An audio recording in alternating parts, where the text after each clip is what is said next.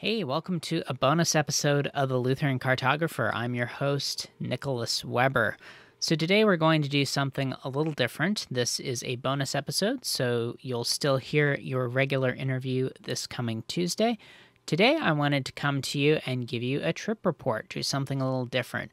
I recently took a vacation to the Great Plains, had a good time, and I thought that you might like to come along on the journey and hear a little bit of my thoughts along the way.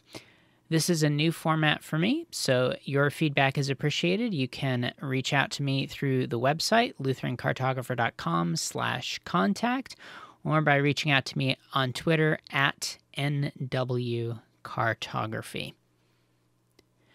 So on Saturday, the 12th of September, I flew out to Omaha and then proceeded from there to tour the Great Plains. The reason I went out is both to get away from Washington's lockdowns and restrictions for a little while, and also to see a part of the country that I'd never been to before. I've never been through the Great Plains before, except a very brief jaunt through South Dakota on I-90 and a little bit of Wyoming on I-90, but other than that, I hadn't really seen it and wanted to go ahead and do that. Also, too, another inciting factor was recently the governor of South Dakota, Kristi Noem, put out a video basically saying, hey, if you are a freedom-loving American, you might like South Dakota. So I thought, well, I should reward this sort of political behavior and go and give South Dakota some of my time and money. So on the 13th of September, I flew into Omaha. Then I went ahead and traveled down to Lincoln and stayed at the Cornhusker. That was one of the cool things about the trip because of the coronavirus. The hotels were surprisingly inexpensive, and so I was able to stay in some really nice hotels for relatively inexpensive. So that was a pretty cool thing. On Sunday the 13th, I went and down to Good Shepherd Lutheran, which is on the south side of Lincoln, and went to their service, and it was really good to be with them and attend divine service there. Nice people, good congregation, and we'll be having an interview from the pastor, Pastor Poppy, soon. Something to look forward to. Then I wanted to see Concordia University, Nebraska. Never been there before, so drove over to Seward, which is a short drive west of Lincoln. Went ahead and toured the campus.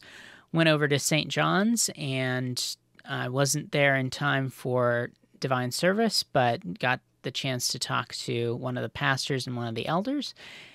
And that was an interesting conversation. One of the things that I mentioned was, hey, I am looking for a nice family-friendly area. I'm not married right now. I'm single, but I'm looking for a good place to possibly raise a family. And they said, well, and again, we're right across the street from Concordia University, Nebraska.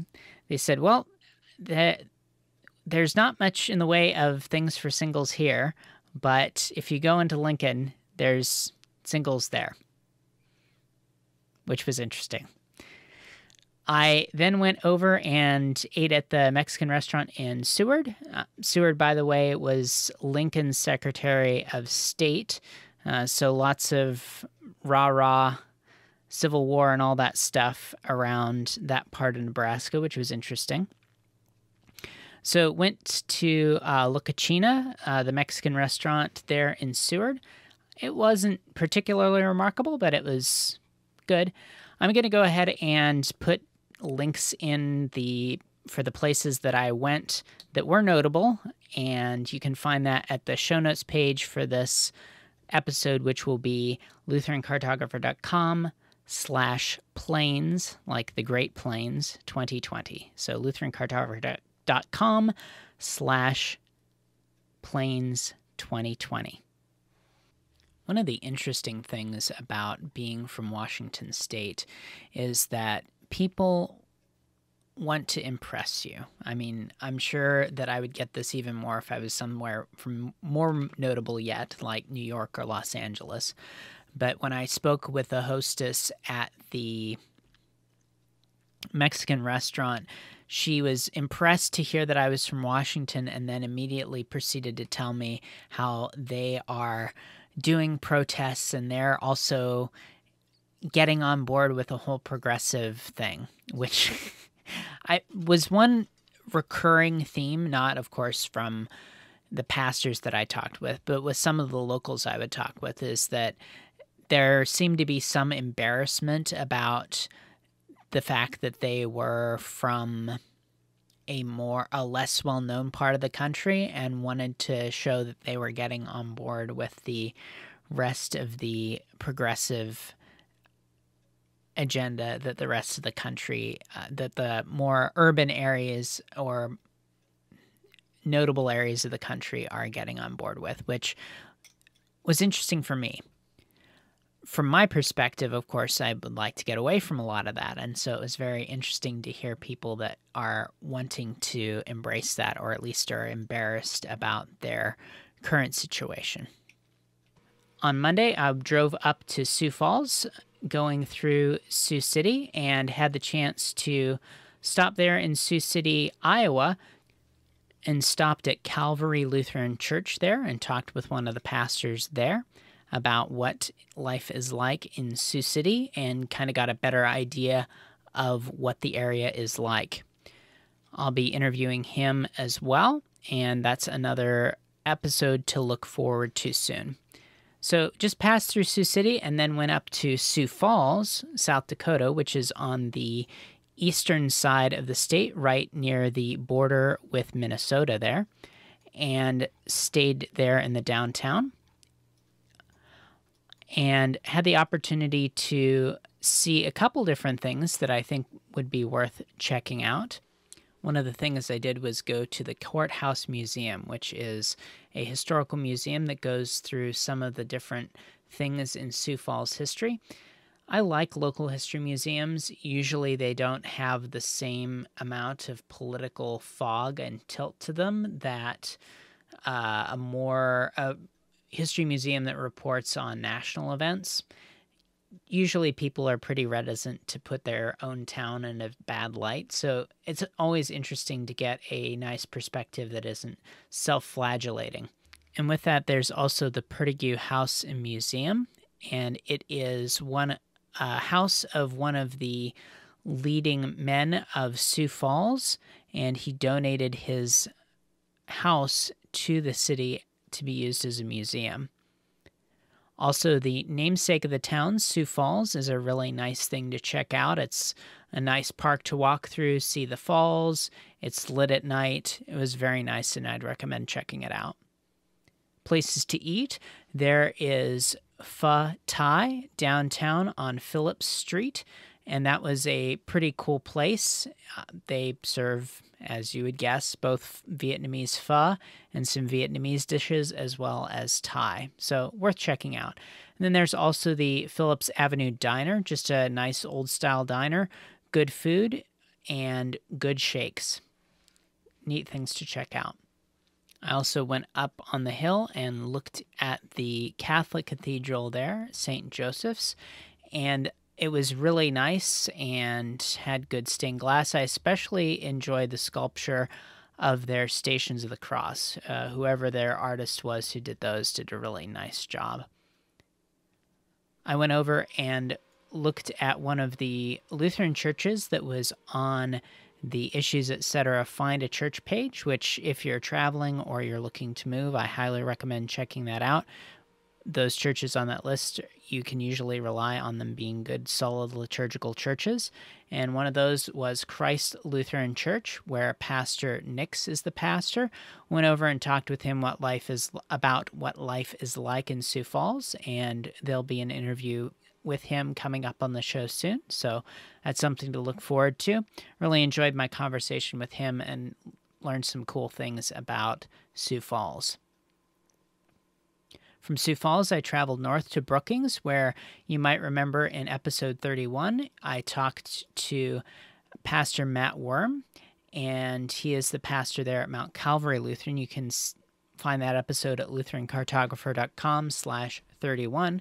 Unfortunately, Pastor Worm wasn't available, so I went ahead and looked around the town myself, including going to the Dakota Nature Park, which he recommended on that episode I just mentioned. And I would echo his recommendation. It was just a nice park to walk through. It's built on an old dump, but you wouldn't know that. It's just very nice with lakes and well paved, and very nice park that I recommend checking out. From Brookings, I traveled west to De Smet of Laura Ingalls Wilder fame. If you are a fan of the Little House on the Prairie books, you might know De Smet is where the Ingalls homesteaded. And even if you have not read those books, I think they're worth a read, just going back and seeing it through the adult's eyes. That was very interesting how I didn't realize when I read them as a kid quite how much of a very impressive get things done Pa Ingalls was. But anyway, went to De Smet and saw some of those sites, which was interesting and worth checking out. And from there, I traveled further west to Pierre, South Dakota, which looks like it should be pronounced Pierre, but the locals pronounce it Pierre, South Dakota.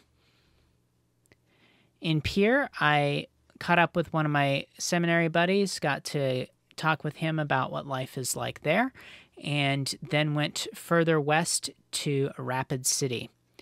In Rapid City, I went ahead and looked at the Black Hills and had the opportunity to go up the recently renamed Black Elk Peak. I can't remember what it was renamed from, but it's the highest point in South Dakota.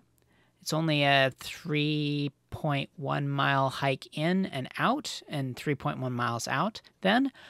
I'd recommend checking it out. It wasn't a super strenuous hike, but you got to see some great views of the Black Hills along the way.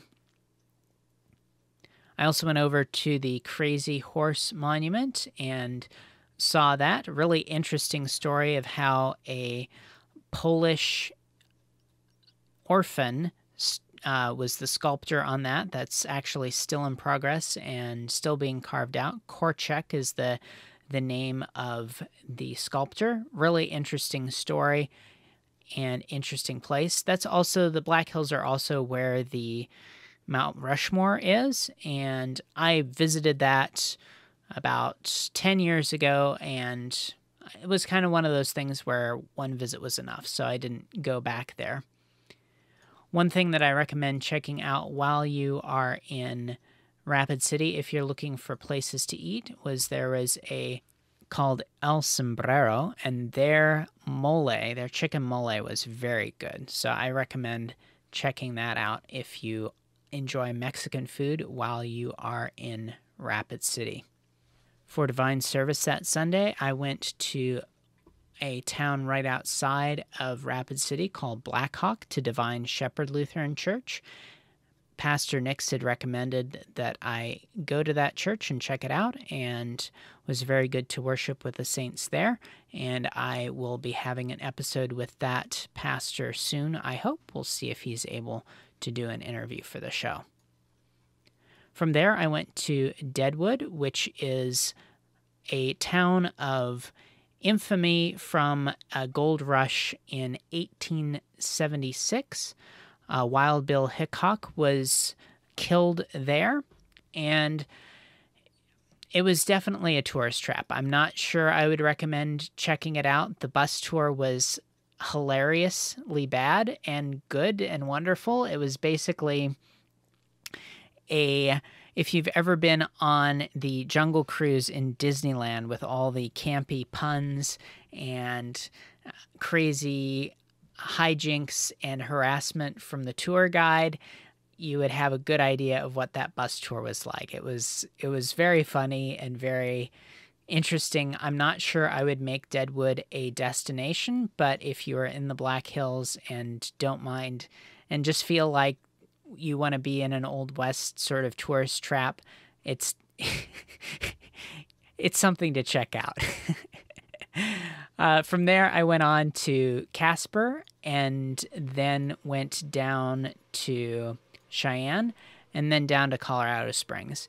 Not a whole lot happened in this leg of the journey, and not a whole lot to report from this time. I went down to Colorado Springs to see one of my good college buddies who's an organist there in one of the Catholic parishes in Colorado Springs. Got the chance to catch up with him and then headed back east to Kansas City, Missouri. And a couple things that I'd recommend checking out while you're in Kansas City. The Arabia Steamboat Museum is really an interesting place to go. It's a steamboat from the mid-1800s that sank on the Missouri River, and then they had the opportunity to dig it up, and they dug it up in 1991, and it's the largest collection of pre-Civil War artifacts in the country, or one of the ones. And I'd really recommend checking it out. It's fascinating to see the collection. Really good stuff. From there, I went down to the Nelson Atkins Museum of Art. And again, this is something, if you like art, is well worth checking out. They have a nice collection. They have a Caravaggio, that's a Caravaggio painting of St. John that's really interesting. And they have several of Cranach the Elder, that's the man who is good friends with Martin Luther and painted Martin Luther's portrait. They have several of his paintings, including the Three Graces and the Last Judgment. Really neat stuff. Really recommend checking that out. From there, I went to the World War I Museum, which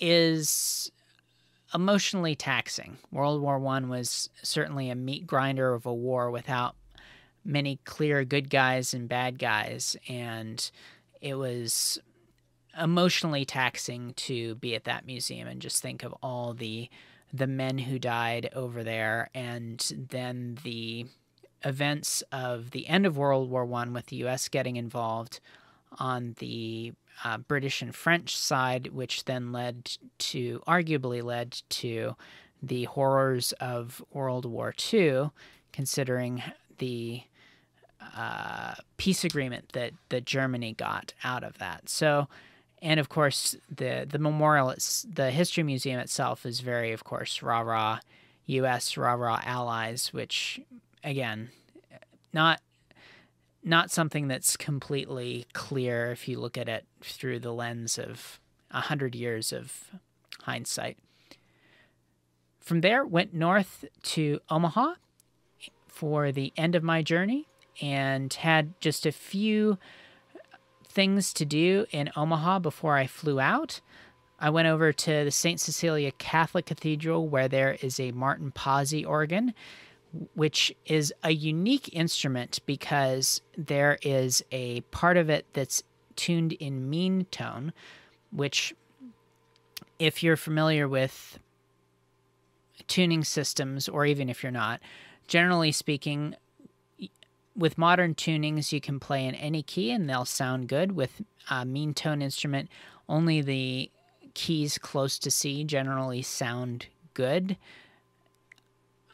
So it's a really interesting way of doing an instrument. So I was fortunate that there was an organist there practicing for a recital the next day when I was there, and so got to hear a bit of that instrument, which was really cool. Then went over to the Joslin Art Museum, which is the art museum in Omaha, and there weren't any pieces that I recall that were super remarkable, but it was a good experience to see the American and European art there, and then flew home. General thoughts from the trip: it was really good to see the Great Plains. As I mentioned before, I hadn't spent much time there, and the parts of the trip where I was able to stay off the interstate were probably the best in terms of the driving. So if you have the time, if you can avoid the interstate, the miles go by a little slower, and you can kind of absorb and take in the scenery, which was really nice. South Dakota was great. It was really good to be in a state where people aren't quite as panicked, or at least the government approach is more freedom-oriented than panic and hide in your houses kind of mode, which was really good. It was really nice to be able to see people's faces and interact with people like a human being again, which was good. Other things, it was a really good trip. Thank you very much for indulging me in telling you a little bit about it. As I said before, it's helpful to me if you give me some feedback about the episode, if you found it interesting, what you found the best parts of the episode, which you found the least helpful. And you can do that through the contact page, which is lutherancartographer.com/contact. And you can get in touch with me there, or you can find me on Twitter at NW, my initials, cartography, at NW Cartography on Twitter. And again, if you'd like to check out the show notes page for this episode, again, this is a bonus episode, so look for a new episode, regular episode, coming out on Tuesday for you. If you want to go to the show notes page for this episode, it'll be at lutherancartographer.com/plains, like the Great Plains 2020, lutherancartographer.com/plains 2020. Again, I'm Nicholas Weber. Thank you very much for joining me for the trip report, and I will talk to you on Tuesday.